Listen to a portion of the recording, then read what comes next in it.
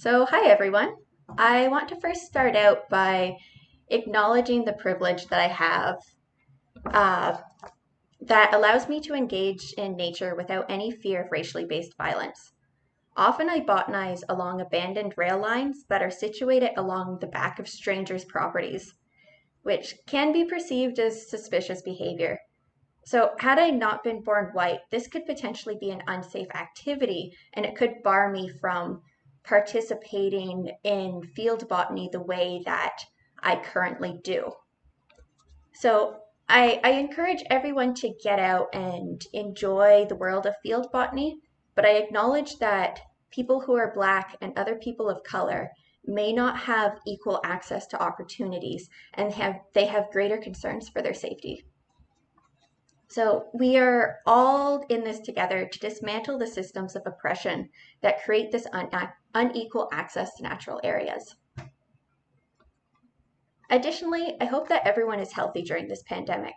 When going out botanizing, please follow social distancing protocols and the regulations set out by the province and your local region. Please be safe. So the contents of today's presentation, I'll start with why you should learn plant ID, followed by field preparedness, equipment, basic terminology, a few common plant families. Then we'll introduce newcombs and the limitations and benefits and how to use it, followed by a question period and then practice ID. And then just a brief mention of Michigan flora and some online resources. Additionally, tomorrow there's a citizen science opportunity where I really encourage everyone to go out and take as many pictures, recordings, videos, whatever, of wildlife that you see, and wildlife or plants, whatever. There is a project on iNaturalist that intends to capture all the diversity of species that occur in this country, and even if you don't you don't have to intentionally join the project. It just automatically captures it when you submit your observation. And you don't even have to submit it directly on July 1st. You can submit it days, weeks, even months later, and it will automatically be included so long as the observation was taken on July 1st. So this is a really good opportunity. This is a really good opportunity to practice plant ID. So someone just asked to explain how to use iNat.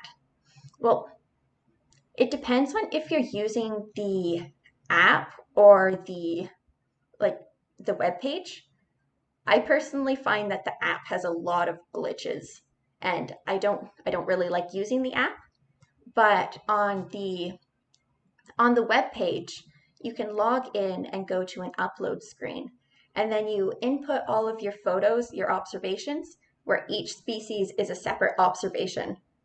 And then you include your location. So depending on the level of detail that you know, you can put an approximation of where you found it. And the ring will go, the ring surrounded on that location will show how far approximately you'd have to look in that location to find the species.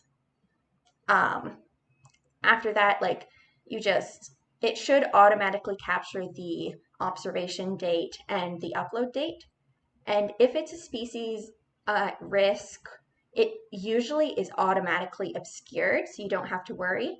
But if it's a species that is frequently poached, let's say something like wild leeks, and it's in an urban area, it's not going to automatically obscure it, but it may be a good idea to intentionally obscure it to region in order for you to still document the sighting, but so then people can't come in and dig up the plant. I hope that was an okay explanation. Yeah. So up next, another person joined. So up next, I want to talk about why plant ID is important. So learning plant ID is more transferable than you'd think. It's so much more than just learning about pretty flowers. It requires the development of observational skills that push you to pay attention to minute details and think critically about hydrology, geology, and disturbance regimes in order to assess the likelihood of your identification. It requires comparative analysis and using your best judgment while being informed on socio-ecological history of the land, the integration of multiple systems and their relationships, and how these factors influence plant composition. Plant ID also often requires two different types of reasoning, so inductive reasoning and deductive reasoning. And the best example that I can think that would capture both is looking for rare plants. So for deductive reasoning, you would identify the ecosystem in which the rare plant inhabits, followed by locating potential habitat from aerial footage and historical records. Then you assume that the species is growing there, and then you follow up by going to go survey that area for that target species. After this, you employ inductive reasoning, in which you, upon finding the plant that you suspect is rare, you look at you observe the characteristics of the plant, followed by looking and comparing those characteristics to shared family traits or to similar species. Then you consider the habitat in which the plant grows, and from that you can infer an identification. Additionally, many environmental field jobs require a working knowledge in plant ID. So the presence of certain plants can indicate the likelihood of seeing a target wildlife species, and it provides insight on habitat type and quality. Plant ID can be used to delineate wetlands, find prairie remnants, and indicate the boundaries of interior habitat, which can inform conservation and restoration practitioners on how to prioritize land for conservation and restoration. And for those reasons and more, plant ID is a really valuable skill to have.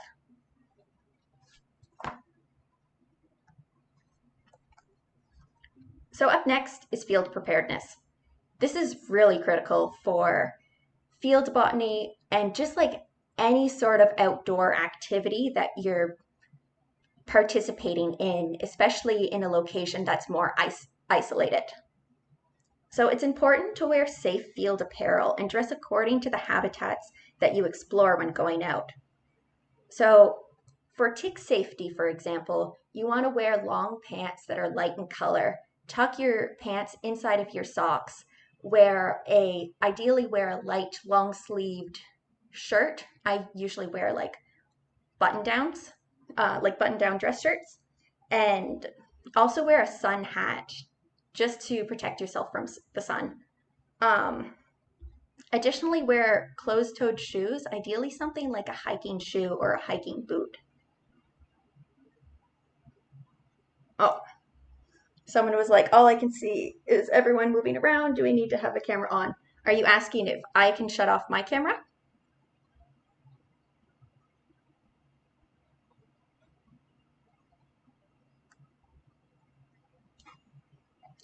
I'm not sure. So back to what I was saying. My apologies, I got a little bit lost in the moment. So when you travel between different natural areas, travel between different natural areas, make sure to clean your footwear in order to reduce the spread of non-native and invasive species. And when you go to an isolated area, let others know where you're going and provide an estimated timeline in case things go wrong and you don't have cell service.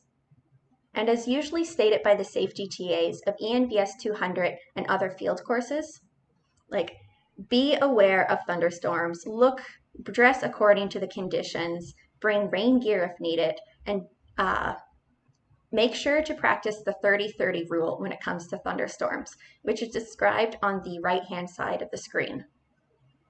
Additionally, when you get home, make sure that you check thoroughly for ticks after each outdoor adventure and bring plenty of water and high-energy trail snacks.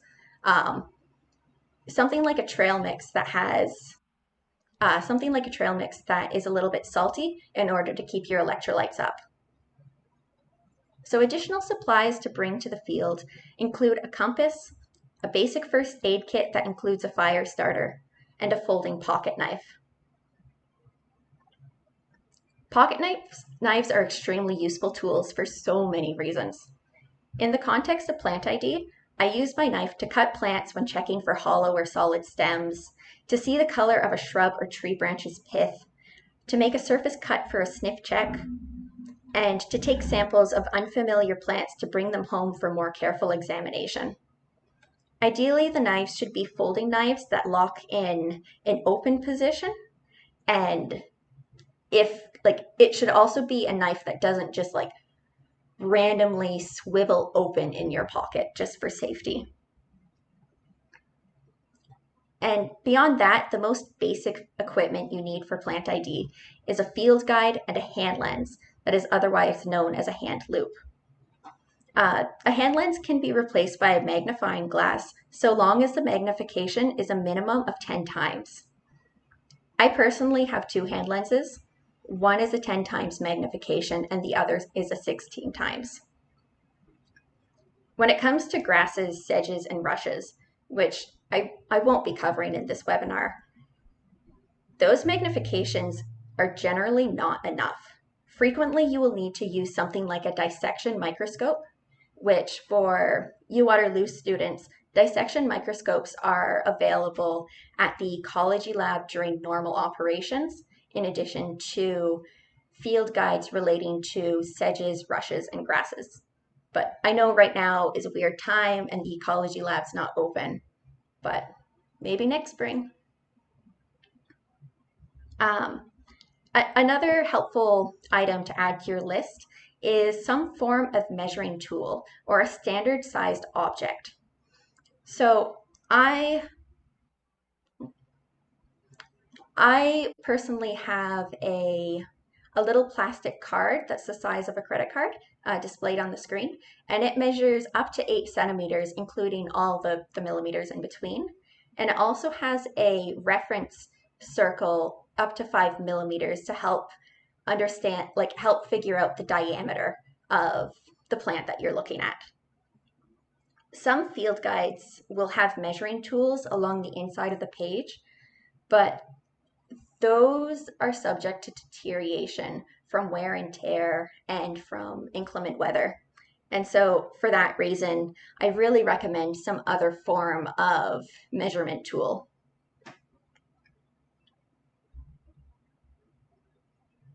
Up next, basic terminology. So I want to first say that,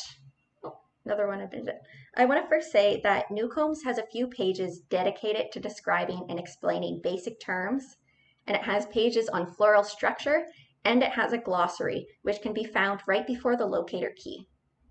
So additionally, on the pages close to the front and back covers, there are diagrams of inflorescence types, leaf shapes, leaf divisions, and leaf-like structures, which are referred to in the glossary as well. A lot of plant ID requires independent research and finding out the information on your own. And for that reason, I'm going to mainly discuss terms that aren't found in Newcombs, but are still applicable and still a general term that you will find in other field guides like Shrubs of Ontario or Trees in Canada, or more advanced guides like Michigan Flora. So another resource to help with terminology. Oh, need a sip of water. Oh, sorry. So yeah, another resource to help with terminology is Plant Identification Terminology by Harris and Harris. This illustrated glossary has over 2,700 terms, 1,900 of which are illustrated. The first part is arranged alphabetically, and then the second part is arranged by plant structure, such as leaves, roots, flowers, and each section will be subdivided into categories, and many of the categories have keys that can help you figure out, for example, what type of seed or fruit you're looking at. One drawback with this book is that it doesn't have an index, but that was a really big drawback when I first started using the book. But once I started to figure out how it functioned, it wasn't really an issue. So with how much specialized terminology there could be an entire course dedicated to it. So evidently, at this point, it will just be a brief overview. And again, the terms that I will be covering, some of them will be in Newcomb's, but many of them will just be applicable in other resources.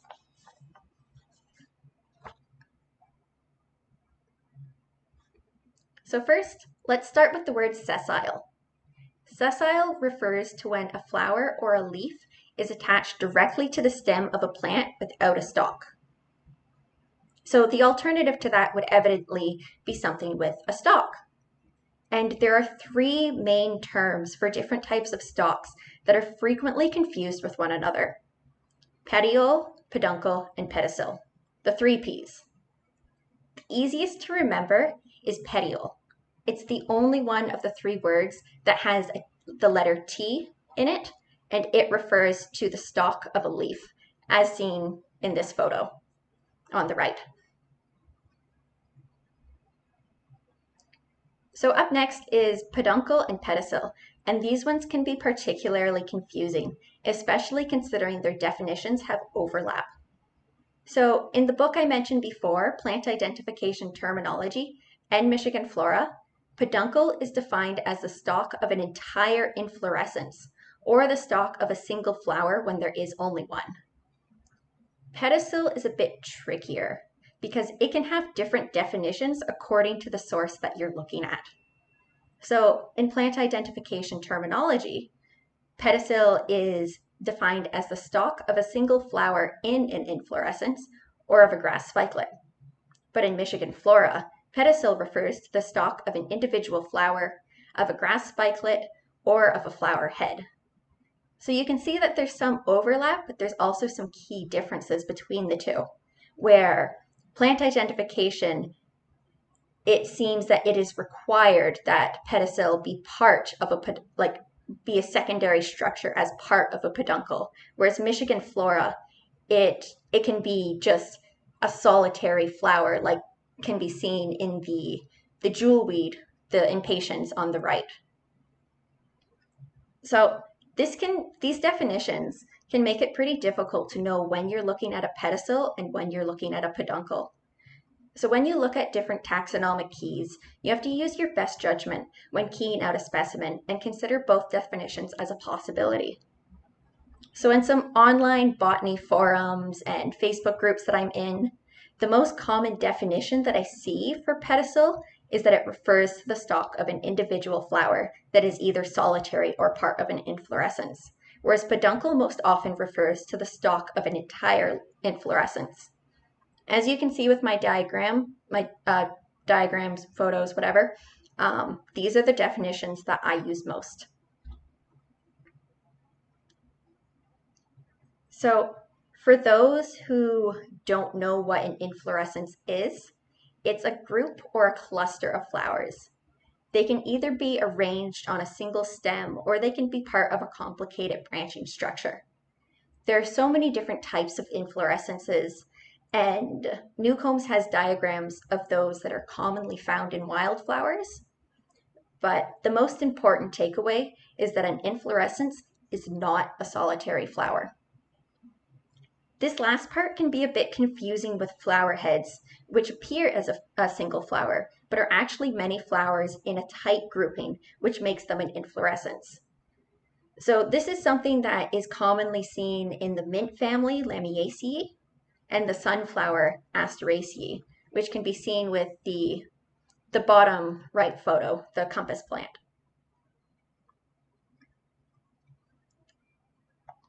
So up next, we're going to talk about lobes. Lobes are described as a rounded segment of a leaf or a flower. which are surrounded by indentations on both sides. So these indentations are called sinuses. And although the description of lobed says rounded, this does not mean that the tip or the apex of the lobe can't end in a point. So for that, just think of maple or oak leaves. So many different kinds of maples and oaks, their lobes end in a pointed tooth. So the main thing is that by rounded, it means it refers to a general shape. And lobes, for leaves, they can either be pinnately lobed or palmately lobed, which you can see on the screen, the difference. And then in flowers, lobes mainly occur in lobes often occur in irregular flowers whose petals are fused to form a floral tube and are found at the tip of the petals towards the opening of the flower, such as in this lobelia. And because terminology in botany can get hyper-specific, there are some specialized terms to refer to the type of lobing, particularly when the shape of the lobe deviates away from rounded towards a more linear shape, or when the divisions are sharp, and also when the sinuses reach a certain depth. So one of those examples of a different term or a specialized term for lobed would be cleft. Oh, another person joining. Welcome. In newcombs, the difference between lobed leaves and divided leaves can be pretty blurry, especially when natural variation can make the indentation go almost to the midrib or the central main vein of the leaf. So the photo that I use for an example of pinnately lobed is one of those plants where the difference between lobed and divided can be difficult. So on some other online resources, Silphium lanciniatum, oh, that was a mouthful, or compass plant, it's described to vary between pinnately lobed and pinnately divided. You're not going to find this particular plant in newcombs because it's a rare species, and newcombs often does not have some of these rare species. So it's a little bit difficult to say how the guide would classify the leaf type for now.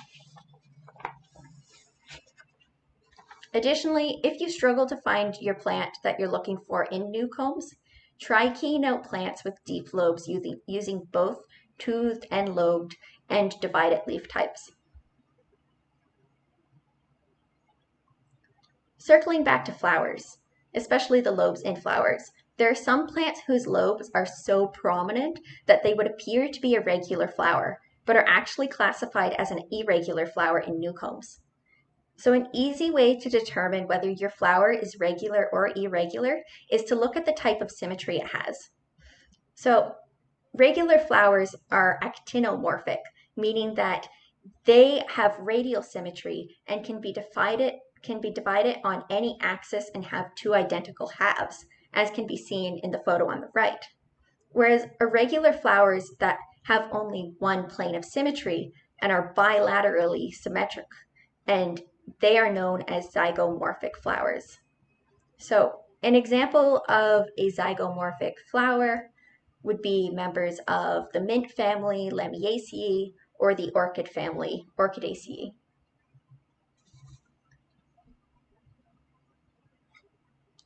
The last two terms I want to discuss are stipule and bract.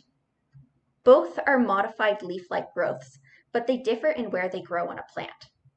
Stipules grow in pairs at the base of the petiole, and as seen right here. And we will recall that petiole is the leaf stalk. So stipules come in all sorts of different shapes and sizes, ranging from broader, more leaf-like shapes to narrow, solid tubes that resemble tendrils. So alternatively, a bract grows at the base of a flower or an inflorescence. And in some plants, they can even resemble petals, such as in flowering dogwood. When a bract grows in a whorl directly below the flower or an inflorescence, like seen in Queen Anne's lace, That's called an involucre, and this is a common feature in the carrot family, Apiaceae, and the sunflower, Asteraceae.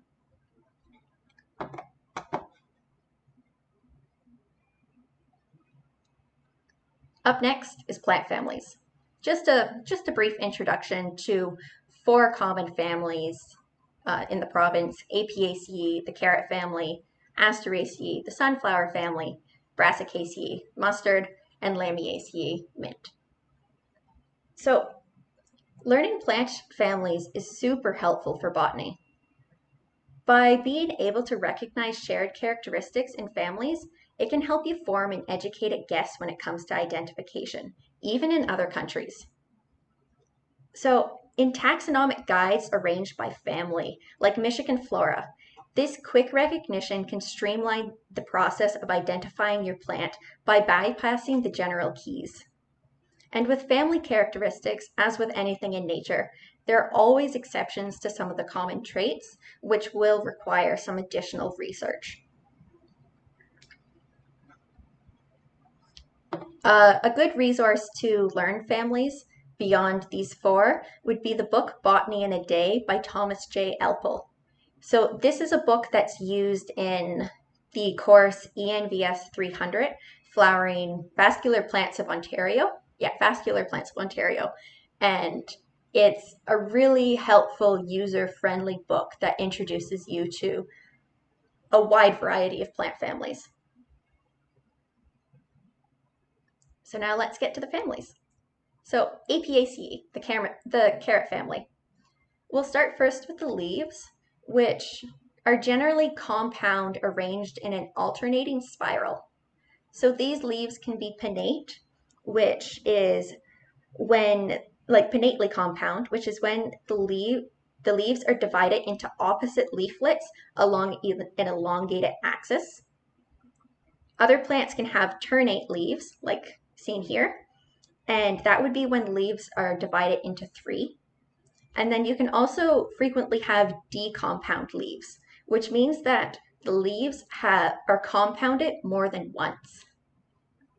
Occasionally, you'll see something where a member in the carrot family where the leaves are palmate or simple. And additionally, members of this family are characterized by the broad sheaths at the base of the petiole that clasp the main stem. Up next are the flowers. So the flowers are in inflorescences, and usually this inflorescence is a compound umbel that has involucral bracts growing just beneath the umbel. And sometimes you'll see a simple umbel or a flower head, or even something reduced to a single flower. These flowers are so small. So in my bottom right photo, that's wild parsnip, and I'm using my hand lens to get that magnification. And we can see in the photo directly beside it, this is what the umbel of wild parsnip looks like. As you can see, these flowers are so small. And most of the flowers in Apiaceae are bisexual, meaning that they will have male and female parts on the flower, although sometimes you will have sterile flowers towards the outer edge of the umbel. Flowers in this family are 5-merous, meaning that they have 5 unfused petals, 5 unfused sepals, and 5 stamens. Before moving on to the next family, I'd like to mention that this family has a wide range of edibility and toxicity. So some members are edible and you can find them at your grocery store. Some are deadly, and some have photosensitive compounds that can cause 3rd-degree burns and blistering, such as giant hogweed and wild parsnip. And the joy of a burn from wild parsnip is lingering. So when you're exposed to the compound, it's called a fumarocarin, that can actually cause you to be light sensitive for up to 2 years after initial exposure. So last year I Last year, I got into a patch of wild parsnip when I was chasing down my dogs, and the blistering was brutal. The pain lasted for about 2 weeks, and I felt as if I was constantly on fire. And this year, I haven't touched any wild parsnip, but I've been out in the sun a lot, and I'm noticing the spots where I had the blisters last year, they're feeling sensitive again. I could have this sensitivity into next year. And I don't know if it's possible, but it could even be something that persists beyond that. So really, when you come across an unfamiliar plant that you think is in the carrot family, do not touch it. Do not break the sap and like handle it with your bare skin, and definitely do not eat it.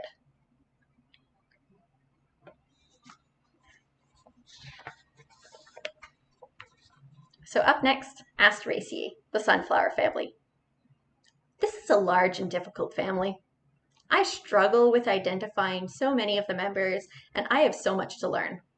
So the leaves can be simple or compound.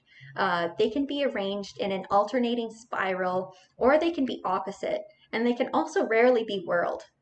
So also, if I've read my books correctly, members of Asteraceae do not have stipules, which we'll remember are leaf-like modifications at the base of petioles.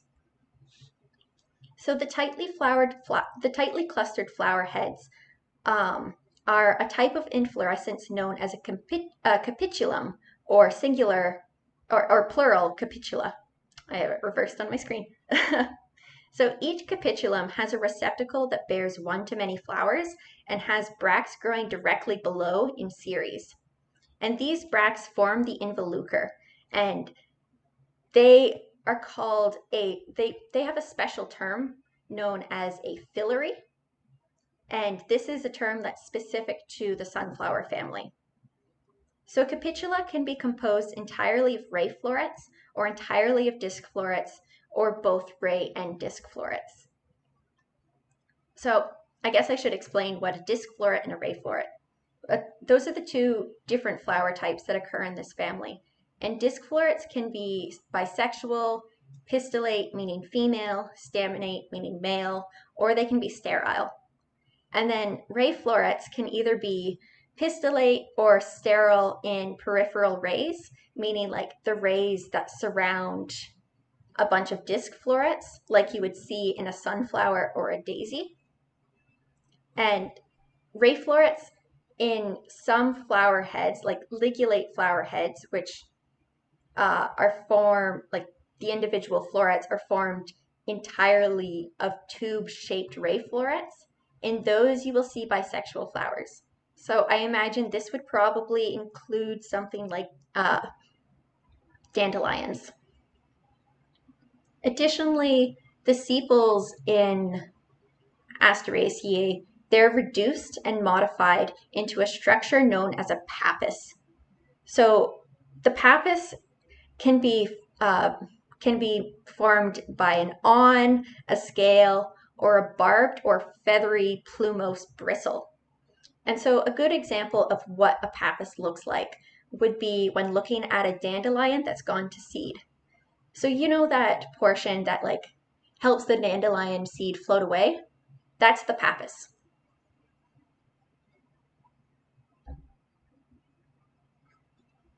Up next, mustard family, Brassicaceae. Although there are plenty of members of this family that are native species to Ontario, for me, I personally associate this family with introduced species, such as like garlic mustard or Dane's rocket. All three photos that I have up on here are of introduced species. So in the mustard family, the leaves are usually simple, toothed or lobed, and alternate, although there are some exceptions in which like you will see a compound leaf. The flowers most often grow in an inflorescence known as a raceme. And a raceme has flowers that grow on short pedicels from a central peduncle in equal distances from each other. and the lowermost flowers develop first, and then progressively the flowers to like climbing up towards the top start to bloom afterwards. So the mustard family members have 4 petals that create an X shape, and generally the flowers are bisexual, and they have 6 stamens, of which 2 are short and 4 are long. In this family, it has a specialized seed pod, 2 different specialized seed pods, known as siliques and silicles. So siliques are 3 times long as broad, or more than that, and silicles are less than 3 times long as broad. So we see a silicle in this field's pennycress over here on the center photo on the left-hand side. Oddly enough, I don't have any photos of siliques on my laptop, which is really strange because I like to take photos of like almost everything. So it was a little bit of a shock looking through all my pictures to try finding one and not seeing it. Lamiaceae, the mint family. Most people recognize this family by the opposite leaves and square stem. There are exceptions to both of these, but that's something that's very general for this family. Additionally, they have irregular bilabiate flowers, which means that the flowers have both an upper and a lower lip.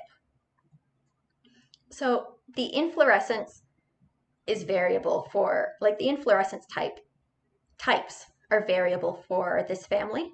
There's a lot of like different specialized terms for them that I'm not going to go into, but flowers can grow singly in the leaf axils, which in the upper right photo, we can see that they're growing in pairs, but you get the idea. They can grow clustered in leaf axes, like this motherwort on the upper left hand. They can grow clustered along a peduncle with indeterminate growth, which we'll see in the Anise hyssop on the bottom left. That indeterminate growth just means that like it will continue growing without a programmed stop. And then we will also see something like a terminal flower head, like in this wild bergamot.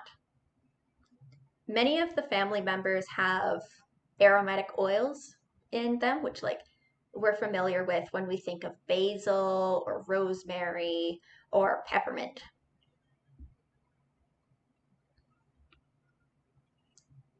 So I'm going to introduce Newcomb's Wildflower Guide just briefly before a question period. So I'm going to start with the limitations of this guide. So a major drawback is that it's really only helpful to key out plants that are in flower. The key is dependent on the presence of flowers in its 3-digit group number system that it uses. And so this makes it extremely difficult to ID unfamiliar plants outside the bloom time unless you already have an educated guess. Another limitation is that it can create a false sense of confidence in the ID of complex plant groups, which require fine details not mentioned in Newcomb's to ID them correctly to species. So some examples would be violets, members of Asteraceae, the sunflower family, some members of the iris family, Iridaceae, some members of the mint family, Lamiaceae, and some members of the carrot family, Apiaceae. And the list goes on. So often for those plant groups, specialized keys are needed, although Newcomb's can provide a good starting point. Additionally, Newcomb's is very limited in its covering of shrubs and vines. So a good alternative in Ontario would be using the book Shrubs of Ontario. And for Waterloo students, this can be found as courseware in the bookstore in South Campus Hall and in normal operations. And it can also be borrowed from the ecology lab, again, during a normal term. As well, also, Newcomb's does not cover trees at all. So Trees in Canada is a good book for those interested in learning tree ID.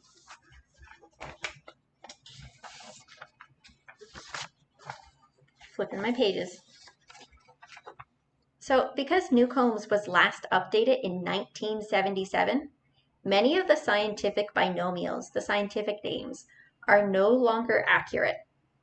So genetic sequencing, which is analyzing DNA, that caused a major reshuffling in taxonomy and classification, and this is still ongoing. So if you're using Newcomb's for ID in a professional or academic setting, you have to look up the scientific name of each plant online to see whether or not the name has changed in recent years. But despite the lack of updated names, it's a pretty comprehensive guide for Northeastern North America, and so it's still useful so long as you follow up with additional resources. And although it's comprehensive for common species, as I mentioned before, it lacks a lot of rare plants. So for this reason, if you're surveying for rare species in a co-op, for research, or in a job after graduation, this is not the right guide to use. It does, however, provide a good foundation to learn about the general species assemblage in whichever site you're botanizing in. And so, despite the limitations, Newcomb's is an excellent guide for people who are casually learning botany. It does not use many specialized terms, it's easy to use and user-friendly, it has lots of illustrations, and it provides a good foundation to build upon. So, how do you use it? It's really easy. There's a 3-digit classification scheme that it uses that's based on flower type, plant type, and leaf type. So by plant type, it's meaning the leaf arrangement, whether or not it's like basal only, like the leaves are only at the base, whether or not they alternate or they're opposite or whorled. It also has options for no leaves and for like shrubs and vines. But again, the shrubs and vines are pretty limited. So to use the 3-digit classification scheme, you determine the flower type by looking at your plant to determine whether your flower is regular, irregular, or indistinguishable, meaning that you can't see the parts. And if it's regular, count the number of petals. And each option has a number associated with it. So next, look at your plant's leaf arrangement to determine the plant type. So whatever you determine will have a number associated with it. And as you guessed it, the last one will also have a number associated with it, in which you will look at the leaves of your plant to determine the leaf type. So are they entire? Are the edges toothed or lobed? Are they divided? Or are there no leaves? So after this, you put your 3 numbers together and you use your 3-digit code to use it in the locator key. If at any point you feel unsure whether or not you chose the right numbers, just try again and consider what options are available. To find the 3-digit code in the locator key, look at the left-hand side of the page, and underneath group number, you will see the 3 digits. And by following that, you can read through the key and find out which pages your plant is potentially on. So before we go into some practice ID, are there any questions? Like just ask them in the chat and I'll answer them the best I can. I'll give you guys a few minutes.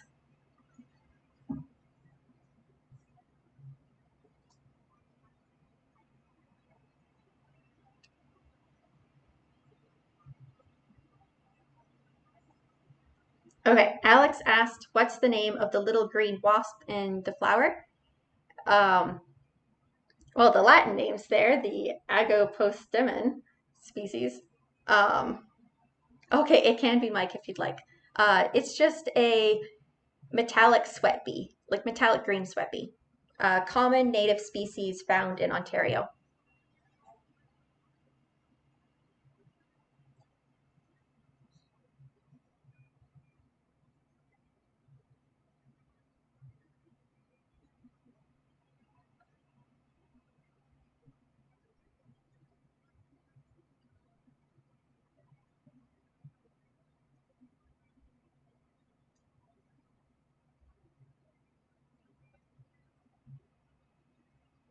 So I'm going to give it another minute or so before I move on.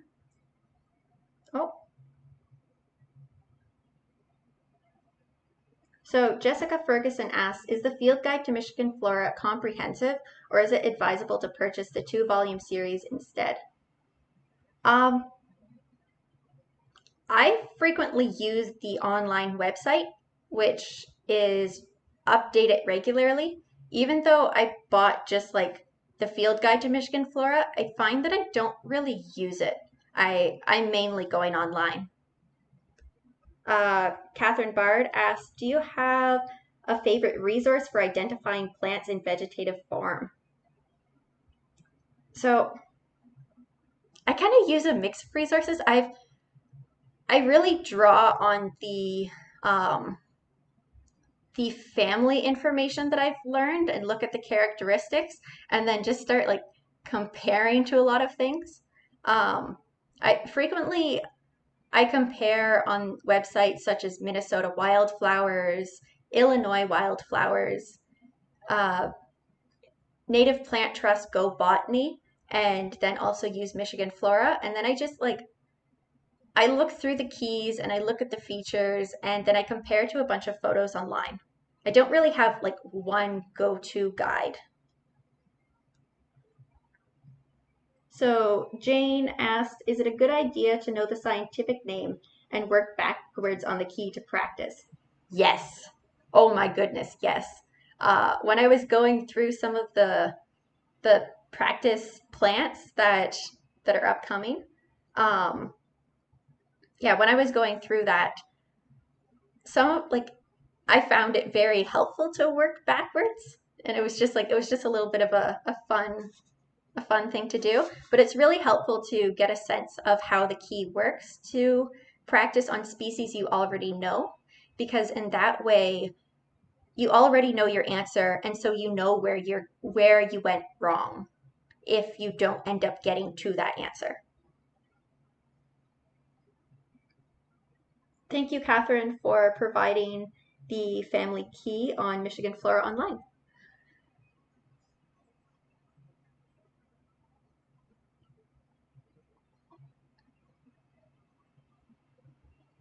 Any last questions before we go to the next component? Just so you know, in the next component, I'm going to ask you to put down some responses into the chat feature as well.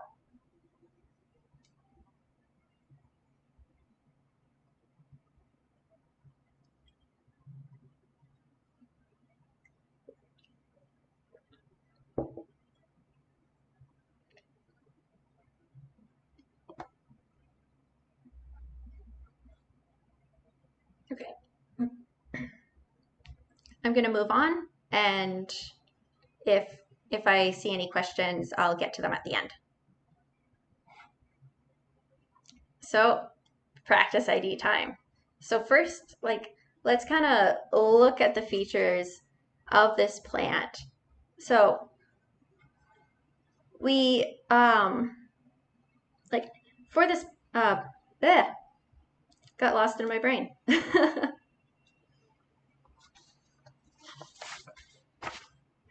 So first up, this plant is commonly found in dry fields, sandy prairie remnants, and along the outer edge of sandy upland forests.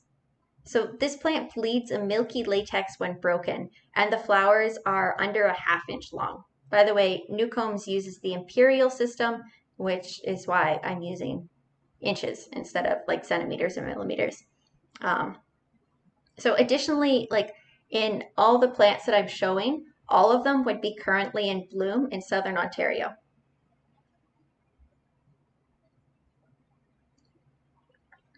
So in this part, I would like to take a few minutes and have whoever would like to respond, what 3-digit code do they think this plant belongs to? Or yeah, what 3-digit code do they think this plant uses?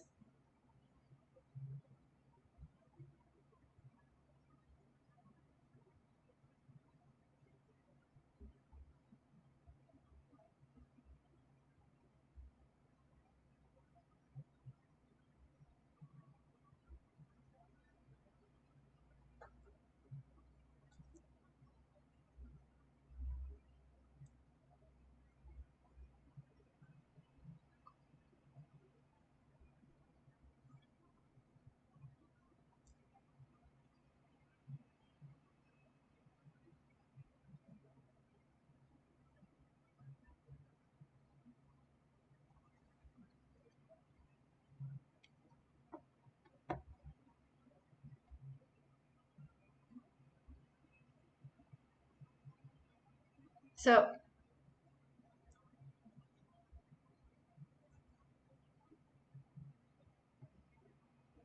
okay, just waiting for a few more answers.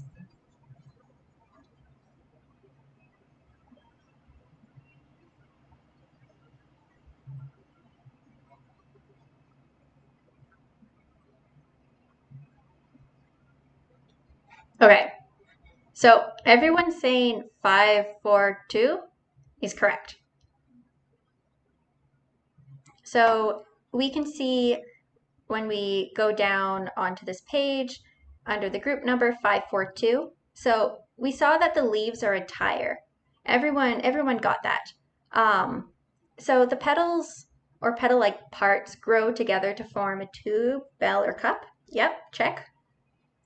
At least some of the flowers are terminal. We saw in this plant that the flowers were growing in terminal clusters at the end of the branch-like structure. Flowers flat-topped, lobes very narrow at the base. No, we're not seeing that. Flowers under half-inch long. I did mention that. Bell or cup-shaped or tubular. This seems likely, but we'll look at the next one first. Flowers half-inch or more long, funnel or club-shaped. So it's half-inch long. So if we go to the picture on the side, we can either look at the illustrations on the right-hand side of the book, or we can look at the descriptions along the left side of the book. So we'll see under dogbanes, apocynum, that plants have a milky juice, which I mentioned is something that this plant has, and that the flowers are bell-shaped with 5 lobes, and that the leaves are oblong or egg-shaped, and that they're widely branching and flowering in summer. So the flowers are pink or pink striped. Yep, that's something that we saw in our plant. So our two options are spreading dogbane and intermediate dogbane. So if we read the descriptions, I know we can all see the answer at the top, but if we read the descriptions, we'll see that these have pink flowers with flaring recurved lobes, which means that the tips of the petals curve back towards the hind end of the flower, and that they nod more than the other species, and that they're common in dry fields and thickets.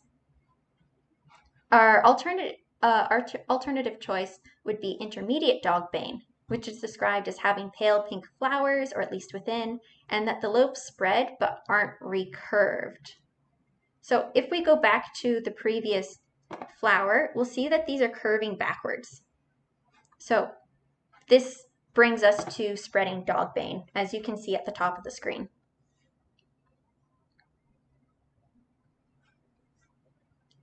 Next up, take a look at these features. The following slide will again have the same classification scheme, but just take some time to look at the more zoomed in photos.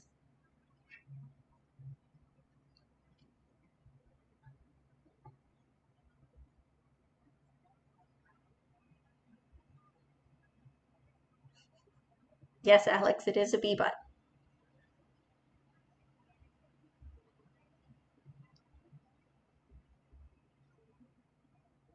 Okay, switching slides now.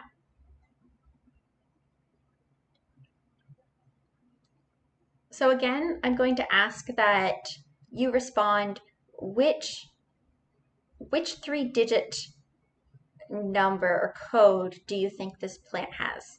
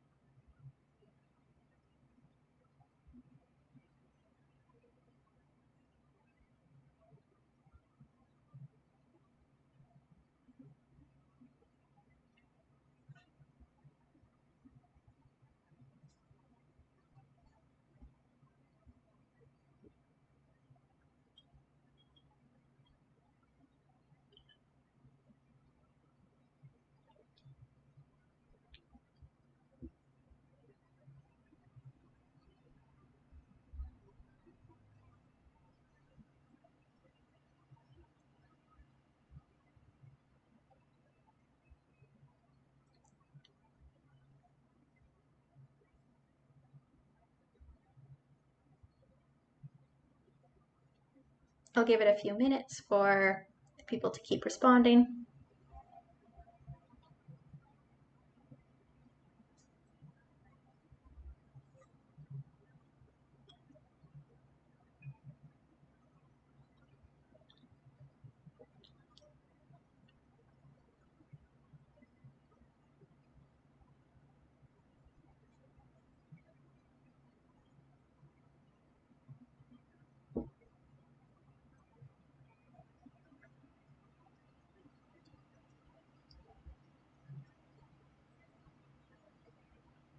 So I see that the answers are split between 543 and 143, with some mention of having the possibility of having 142. So this plant is actually 143. When I was going back and looking at how the species, like the plants keyed out, this plant keyed out, I actually initially tried keying it out with 543, but and evidently it didn't get me where I wanted. So we'll recall here zygomorphic flowers, so irregular flowers that only have one plane of symmetry. So we can see that like we can only divide this plant in half in one direction. We can't go around the entire plant and keep dividing it to get different, like to get the same mirrored equal half, I guess. Sorry, stumbling on my words there.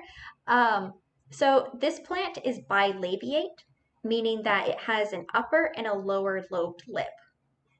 So although it does have although it does have 5 lobes, we can see that the upper lobes on the upper lip are smaller than the 3 lobes on the bottom lip. Additionally, thanks for noting Catherine, that the young leaves are entire compared to the older leaves that are toothed. So I don't know whether or not this is something that just is to do with the age of the plant or the habitat, but I like the uppermost picture, that's a photo from Bothwell area, and the lowermost picture is taken in Middlesex County. So it could be that the conditions caused it to change, or it's just like natural variation. I'm not sure. But mostly I see teeth when I come across these, but it does look like entire when it's young. So we can see the answer on here, and again, it's 143. So the flowers are irregular, the leaves are opposite, and in the last that the leaves are toothed. And so the flowers are evidently not yellow. So we have to look whether or not, are they long stalked, short stalked, single or in pairs, or seams or loose clusters? Yep. Flowers 4 lobed? No, they have 5 lobes. Flowers 2 lipped? Yes. So now it's to determine whether or not the stem is square or round. In this plant, the stems are round. They're also hairless. So we'll look at the beard tongue section. So long trumpet-shaped in terminal clusters, and describes the leaves as oblong or lance-shaped and finely toothed. So looking at both hairy and gray beard tongue, we see that the stems are covered with hairs. Yeah, we see that the stems are covered with hairs. So looking between white and smooth beard tongue. So white beard tongue, foxglove beard tongue, stem smooth, white or purple tinged flowers, about 1 inch long, and flower tube abruptly swollen in the middle, and it's found in fields and borders of woods. Whereas smooth beard tongue, stem smoothish, pale purple or violet, but we can just stop there. Our flower is white, which brings us to foxglove beard tongue. Penstemon digitalis.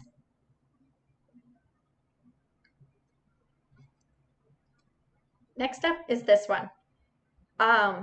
This plant is a plant that you would see in wetlands. More often, you would see them in high quality wetlands. Additionally, take close note of the individual flowers. This plant is best looked at with a hand lens for the flowers to see the parts.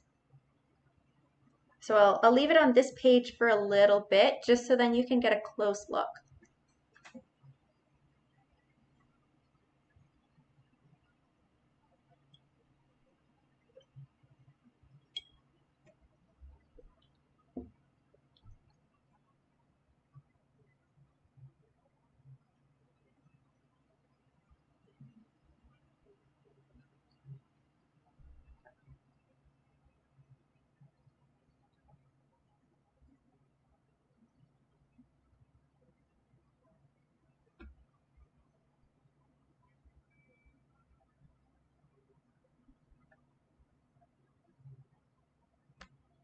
Switching slides now. So what 3 digits do you think this plant has or will key out with?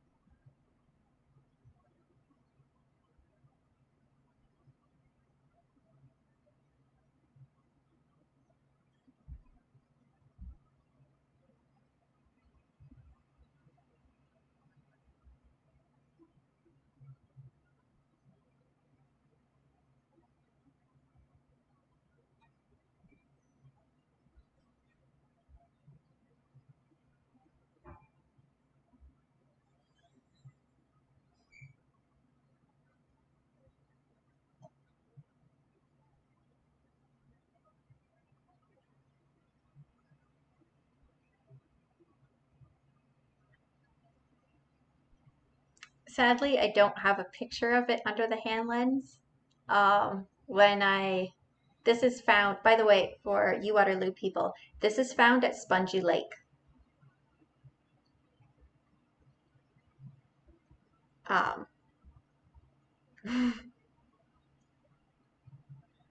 Lots of diverse guesses.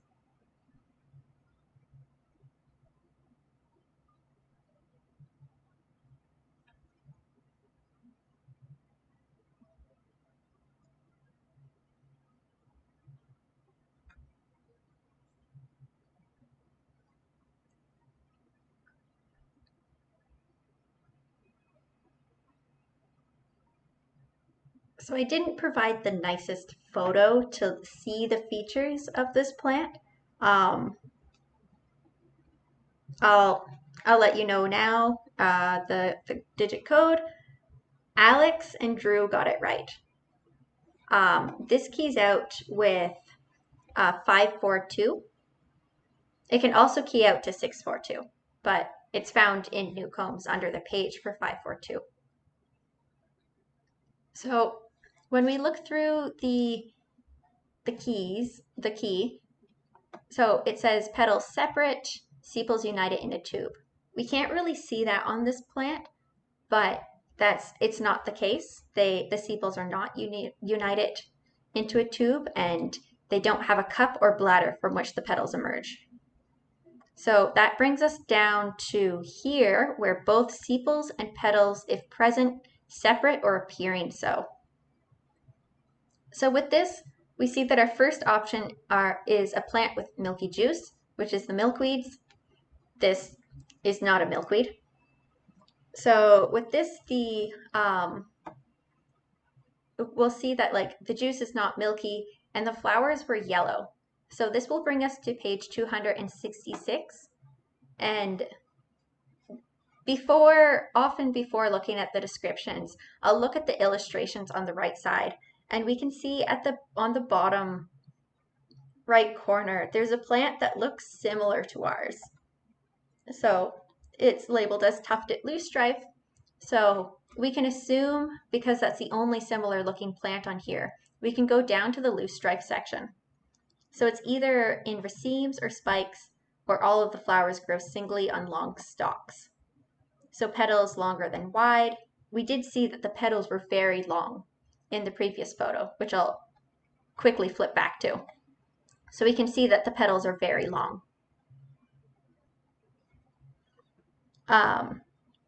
So we'll look at swamp candles or yellow loosestrife. Flowers in a terminal raceme. Note, these flowers are growing out of the axils. So whorled loosestrife, flowers growing on long stalks.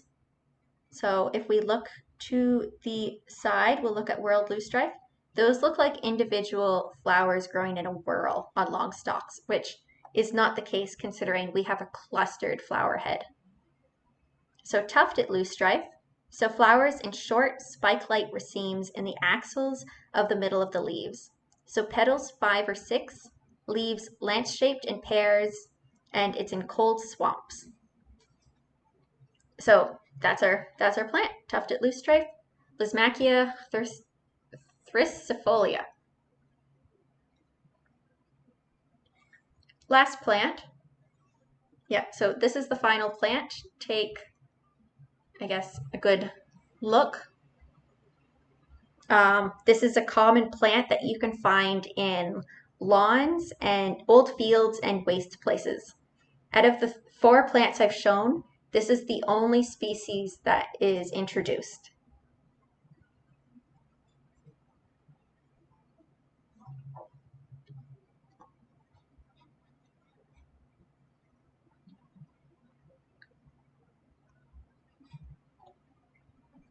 So what 3-digit code do you think this plant keys out with? Just add it into the chat one final time.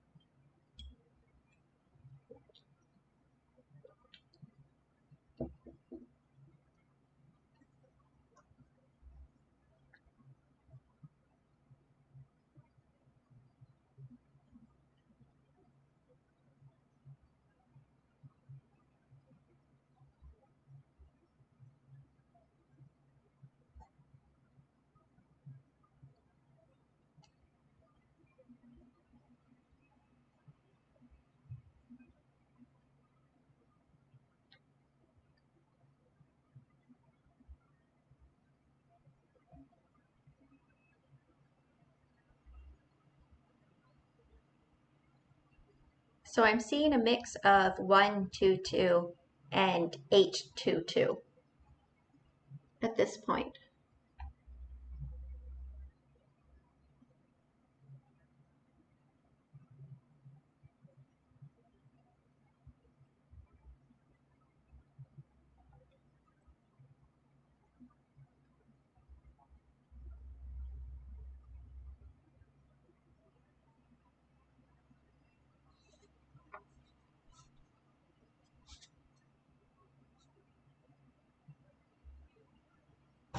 Okay, I'm going to give the answer. I keyed it out with 822. I haven't actually tried to see if it keys out with 122. So that's something for like people should try it, I guess. But I keyed it out with 822, which just doesn't even have a key portion, just directly leads me to a page. And so we can see the plants that look most like our plant are at the bottom. And we can see that they all say the word plantain. So we're just going to go down to the down to halfway along the page where it says plantain. So whitish, greenish, or brownish flowers in a dense spike or head. leaves entire or slightly toothed. So the first option is leaves long stalked, mostly egg-shaped, and flower spike long and slender. No, that doesn't match our features. And so the next is that the leaves are lance-shaped on narrow stalkless or narrow stalkless and short stalked. So that matches. So we'll see that English plantain or lance leaf plantain, the leaves are lance-shaped with 3 to 5 ribs. The spike is short and dense, and it's very common and troublesome weed of lawns and fields. We'll compare this with the following two: seaside plantain, we're not by the ocean, and bracket plantain, which will have stiff bracts coming from the flower cluster, which if we go back to our plant, we will see is not the case. So that brings us to lance leaf plantain, Plantago lanceolata. So I just want to make note that each little stamen is a tiny little flower, and with this would have hundreds of tiny little flowers on this flower spike, which even with a hand lens, I think we would struggle to see how many parts it has, whether or not it even actually has petals, or whether or not those are no longer present, which can happen in some plants. So that was our last plant. Thanks everyone for watching. This was the first webinar I've done. I hope you enjoyed it. If you're looking to do some more advanced ID, the resources on the screen are pretty useful. So Michigan Flora, which I've mentioned a few times, you can either use the website, which I frequently use, or there are different book options where you can get the field guide or 2 different volumes. I just mainly use it online because that's what I find most accessible, and I like that most of Michigan Flora, most of the species found in the keys for Michigan Flora, you will be able to find pictures on the website, which is really useful when comparing to the other 3 resources that I have listed. So yeah, that's all. Remember to participate in tomorrow's iNaturalist project. Get outside, take pictures of plants, practice your ID, and take pictures of let's say birds, wildlife, whatever. Just go out and be in nature.